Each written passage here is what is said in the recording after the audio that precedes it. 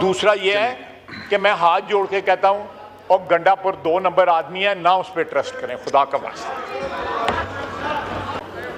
बिलावल भुट्टो साहब ने जो है वो एक तजवीज़ पेश की जो बड़ी साहिब और अच्छी तजवीज़ थी। ऑर्डर इन द हाउस, तशरीफ रखें प्लीज। और स्पीकर साहब ने उस तजवीज़ पे अमल करते हुए एक कमेटी की तश्कील दी। मेरी समझ अकल के मुताबिक ये कमेटी जो थी इसलिए बनाई गई थी कि इस हाउस को इनफेक्टिवनेस जो है लॉन्ग टर्म में इस हाउस को प्रॉपर्ली चलाया जाए और इस हाउस की जो तकद्दस है वो बहाल किया जाए। जिस काम के लिए अवाम ने हमें यहाँ भेजा हुआ है हम वो काम करें। लेकिन ये कमेटी जो है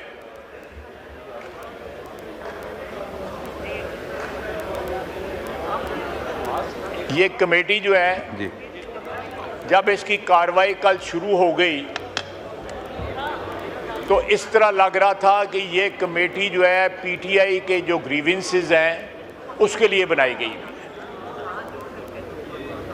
हमने इस हाउस में तमाम अतराफ ने जो यहाँ पे वाक़या हुआ दो रोज़ कबल जो है उसकी सब ने मजम्मत की और उसके ऊपर एहतजाज भी किया और पीटीआई के साथ जो है यकजहती का जो है वो सबूत भी दिया।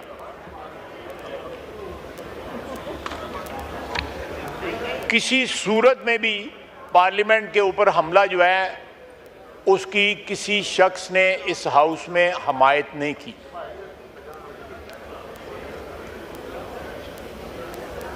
एक कंसेंसस पाया जाता था, लेकिन जब जाके वहाँ भी यही सिलसिला शुरू हो गया कि हमें मुक्के मारे गए, हमें ये हुआ, हमें ये हुआ, उस सारी की सारी कमेटी का जो है स्पिरिट जो है मैं समझता हूँ कि वहाँ पे न्यूट्रलाइज हो गई। अगर वो कमेटी जो है ग्रीवियंस कमेटी है ज़रूर बनाएं, ग्रीवियंस कमेटी भी बना दें कि जो ग्रीवियंस हो वो, लेकिन उस कमेटी की जो स्पिरिट जो बिलावल साहब ने पेश की थी उसकी वो नफी करते, कल जो कार्रवाई हुई है वो उसकी नफी करती थी। मैंने उधर भी एहतजाज किया और मैं जो है उस कमेटी का हिस्सा नहीं रहना चाहता। मैंने अपनी पार्टी को, मेरी पार्टी की लीडरशिप यहाँ पे बैठी हुई है, वज़ीर कानून भी बैठे हुए हैं, नायब वज़ीर आज़म बैठे हुए हैं कि मेरी जगह वहाँ पे कोई और। ये अपना नैरेटिव बिल्ड करने के लिए कमेटी नहीं बनाई गई हुई, ये इस हाउस का नैरेटिव बिल्ड करने के लिए कमेटी बनाई गई है। इस हाउस की इज्जत और नामूस जो है उसमें मेरा नैरेटिव, पीएमएलएन का नैरेटिव, पीटीआई का नैरेटिव या पीपल्स पार्टी का नैरेटिव जो है वो नहीं। मैं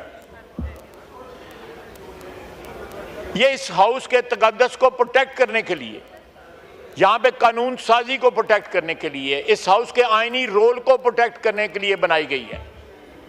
एक लंबी दास्तान सुनाई गई जो यहाँ पे ऑलरेडी फ्लोर पे डिस्कस हो चुकी है और उसकी मजम्मत भी हो चुकी है। मुझे बताइए कि यहाँ पे जब पार्लियामेंट लॉजेस के अंदर जो है एमएनए उठाए गए थे तो क्या हमारा किसी ने साथ दिया था? क्या उसकी मजम्मत हुई थी?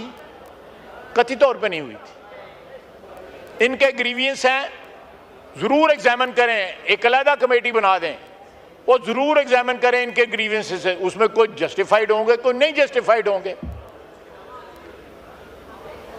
किसी ने हमारे आवाज़ में आवाज़ नहीं मिलाई। जब मियां नवाज शरीफ साहब की एहलिया फौत हुई, सारा दिन वो रिक्वेस्ट करते रहे कि मुझे फ़ोन पे बात करने की इजाज़त दी जाए, मैं उनका हाल मालूम कर, नहीं दी गई,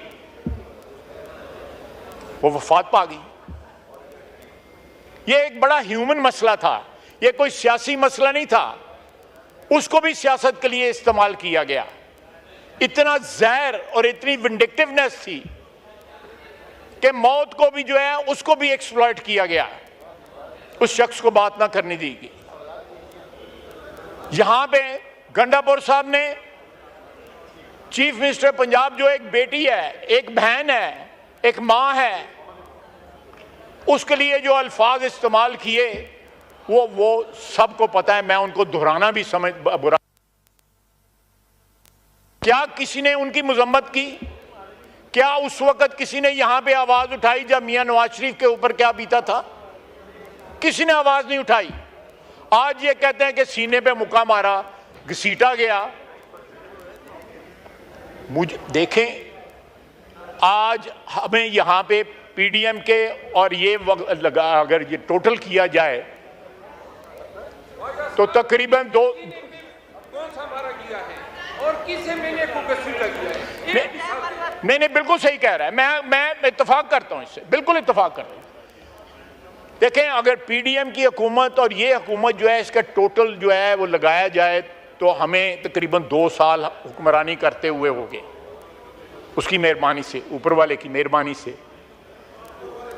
क्या नैब हमने किसी के खिलाफ इस्तेमाल किया है?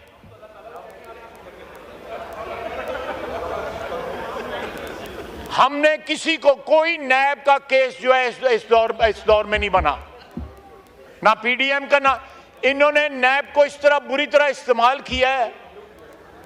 और चेयरमैन नैब उस वक्त का जिस तरह इस्तेमाल हुआ है, पता नहीं, मैं मिसाल गलत किस्म की नहीं देना चाहता।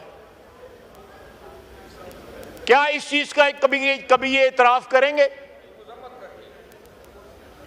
आप तो करेंगे, लेकिन आपके और बहुत सारे साथी भी तो हैं ना। बात सुने, रॉन्ग जो है वो गलती जो है वो गलती है। मैं ये स्ट्रेस करना चाहता हूं और बार बार मैंने गौर साहब को भी कल भी कहा कि प्लीज जरूर एहतजाज करें, लेकिन जरा पिछले 4 साल के माजी पे भी नजर दौड़ाएं कि उसमें आपने क्या किया। जरूर दें जी, जरूर दें, हक है उनका, बिल्कुल दो दें उनको। मैं बिल्कुल कोई इसमें कोई खुदा नखास्ता, मैं इसी हाउस में जब 14 से लेके 13 से लेके 18 तक जो है हमारी हुकूमत थी, इसके प्रेमिसेस पे हम कब्जा रहा है। जो शख्स जो है बाद में सदर बना इनका, उसने बकायदा उसकी टेलीफोन कॉल जो है रिकॉर्ड के ऊपर है, उसने टीवी की बिल्डिंग जलाई, प्राइम मिनिस्टर हाउस में कब्जा हुआ। क्या हमने कोई ऐसी बात की है? 4 साल 4.5 साल इनकी हुकूमत रही है। अपने माजी के ऊपर थोड़ी देर के लिए तो नजर दौड़ाएं कि इनका माजी रहा क्या है, इन्होंने अपनी हुक्मरानी में क्या किया है, या जब ये अपोजिशन में थे उस वक्त क्या किया है। जनाब डिप्टी स्पीकर, अगर हमने नई रवायात को जन्म देना है तो कम से कम माजी की जो गलतियां उस पर पशेमानी का तो इजहार करना चाहिए। मेरी सिर्फ इतनी दरखास्त है, पशेमानी का तो इजहार करना चाहिए कि इन लोगों ने ज्यादतियां की हुई हैं। आप देखें, वजीर आजम, इस वक्त जो वजीर आजम है, पिछली 1.5 साल की हुकूमत में भी वजीर आजम था, उसकी बेटियां अदालतों में जाती रही हैं, इन्होंने उनके ऊपर मुकदमे बनाए। क्या ये सियासत है? ये तो जाती दुश्मनी है। ये दुश्मनियों के बीच वो कल देखें, और फिर ये देखें कि यहां पे बड़े बड़े मेरे दोस्त हैं, मैं उनका एहतराम करता रहा हूं, करता रहूंगा। उन्होंने प्राइम मिनिस्टर को कहा कि जी वो बेईमान है, उनका तल्लक है उनसे। मैं गिला जो है फ्लोर पे कर रहा, मैं नाम नहीं ले रहा, वो उनको मैंने कल उनसे गिला किया है। जनाब आला, आज एजेंसियों की बात हो रही है। जलसे के बाद जो है तकरीबन सारी रात जो है, Ejaz Syed is on record, सारी रात गंडापुर जो है यहां पे कोसार में ISI वालों के पास बैठे रहे हैं सारी रात। ये उनसे पूछे तो सही, हम नहीं पूछते, हम नहीं ये जुर्रत करते। यही पूछें कि वहां पे क्या करने गए हुए थे। असद कैसर साहब के घर मीटिंगें होती थी, मैं उन अफसरों के नाम भी बता सकता हूं जो हमारी मीटिंग हो रही थी और बाहर वाले कमरे में बैठे होते थे। सर, आज उसी अदारे के खिलाफ बोलते हैं, कल उनके गोद में बैठे हुए थे। सर ये कॉन्ट्रडिक्शंस हमारी सियासत से खत्म होनी चाहिए। अगर हुई हैं तो उनके ऊपर कोई ना कोई इजहार अफसोस करना चाहिए। अगर ये जो कल चेयरमैन बिलावल ने प्रपोजल दिया है वहां से हम एक नई इब्तिदा करना चाहते हैं, तो कम से कम माजी के ऊपर जो है तासुफ जो है उसका इजहार जरूर होना चाहिए। आप आखिरी रात जो थी जब वोट ऑफ नो कॉन्फिडेंस पास हुआ, इसी जनाब डिप्टी स्पीकर आपकी सीट के से 20 मिनट के अंदर 52 बिल पास हुए। कोई याद है किसी को? और उसके बाद असेंबली डिसॉल्व की गई, याद है किसी को?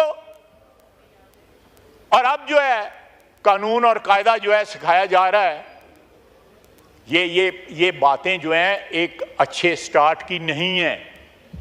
अगर आपने तलखी कम करनी है, आपने ये एक्रिमनी कम करनी है सियासत के अंदर, तो उसके तरीके भी जो है ना वो हैं, उन तरीकों को इस्तेमाल करें। कल किसी ने कहा कि ईवान कमजोर था जब हम हुक्मरानी यानी पीटीआई हुक्मरानी करते। ईवान कमजोर नहीं था। आपने ईवान जो है एस्टेब्लिशमेंट के पास यरगमाल रखा हुआ था ताकि आपका इक़्तिदार कायम रहे। Two wrongs do not make right, one right. मैं थोड़ा जवाब देना चाहता हूँ कि जरा कंट्रोल कर लेता हूँ। नमाज का टाइम होने वाला है ख्वाजा साहब।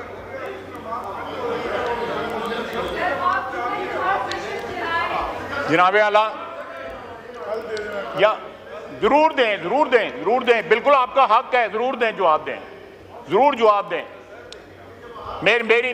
मेरी आपसे दरखास्त है कि अगर माजी को डिलीट करना चाहते हैं तो एक दफा माजरत उस पर कर लें जो यहां पे हुआ है। और अगर हमसे कोई गलती हुई है बताएं कि पिछले 1.5 साल में या इसमें क्या आपको क्या विक्टिमाइजेशन हुई है। जो परसों वाकया हुआ है हमने उस पर माजरत कर ली। उस वाकये की कोई कैटेगरी, हमने कोई कंडीशन नहीं लगाई, कोई हमें डिली नहीं किया, कोई ड्रैग नहीं किया। स्पीकर साहब ने कमेटी बनाई, इधर से कमेटी की डिमांड आई, और जो एक्सेस है आपको स्पीकर साहब के पास, हमें तो एक्सेस नहीं थी। ख्वाजा साहब अब जो ऑनरेबल मेंबरान रह गए हैं वो फिर कल 3 बजे इजलास होने को है, तो वो उसमें उनको सबको मौका मिलेगा। आप वाइंड अप करें प्लीज कि हम जुम्मे की नमाज में शरीक हो सकें। मैं 10 सेकंड 20 सेकंड में वाइंड अप करता हूँ। जनाब डिप्टी स्पीकर, मैं तो उस कमेटी से कल फारग हो गया हूँ, लेकिन मैं जो है जरा मौका दें। आप तो मुझसे अलहदगी में भी बात कर सकते हैं। आपका तो मेरा ताल्लुक है, मैं उस ताल्लुक को रिकॉग्नाइज करता हूँ। आप बहुत अच्छे आदमी हैं, ख्वाजा साहब, आपसे बातें करने का तरह ताज़ा हो जाता है बंदा। जी वाइंड अप करें प्लीज। मेरी दरख्वास्त है, आपकी वसातत से यहाँ बैठे हुए दोस्तों से भी दरख्वास्त है कि प्लीज, मैं दरख्वास्त करता हूँ कि जो 4 साल में जो कुछ अपोजिशन के साथ हुआ है, नवाज शरीफ से लेके शहबाज शरीफ, उसकी फैमिली, उसके भतीजे भी कैद थे, साद रफीक कैद था, उसके भाई भी कैद थे, शाहिद अब्बासी कैद था। एक आदमी हमारी लीडरशिप में से जो कोई बचा नहीं था जो कैद नहीं था। क्या कोई इस किस्म की बातें रिपीट हुई हैं? जिस तरह हमने तासुफ किया है, इनके साथ जो है खड़े हो गए कंधे से कंधा मिला के, क्या इनमें इतनी जुर्रत है?